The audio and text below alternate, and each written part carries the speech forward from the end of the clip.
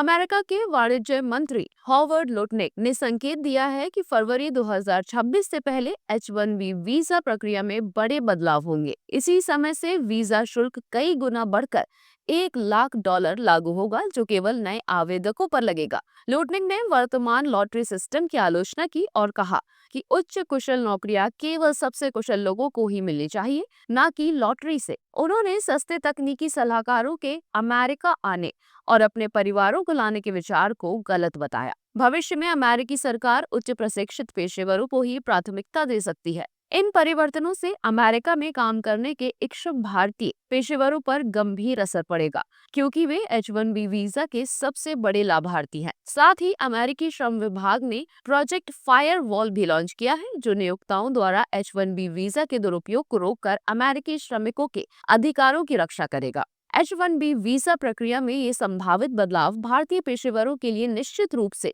एक बड़ी चुनौती है। शुल्क को $1 लाख तक बढ़ाना एक बड़ा वित्तीय अवरोध है, जबकि लॉटरी सिस्टम को खत्म कर योग्यता पर जोर देना भारत की उच्च कुशल प्रतिभा के लिए सकारात्मक भी हो सकता है, बशर्ते चयन प्रक्रिया पारदर्शी हो। प्रोजेक्ट फायरवॉल और सबसे कुशल को वरीयता देना अमेरिका सरकार की संरक्षणवादी नीति को दर्शाता है। इससे भारतीय तकनीकी कंपनियों को अपनी रणनीतियों पर पुनर्विचार करना होगा और संभवतः अमेरिका के बाहर स्थानीय प्रतिभा को विकसित करने पर अधिक ध्यान केंद्रित करना होगा। भारत को अपने उच्च कुशल कार्यबल को देश में ही बनाए रखने के लिए आकर्षक अवसर पैदा करने की जरूरत होगी।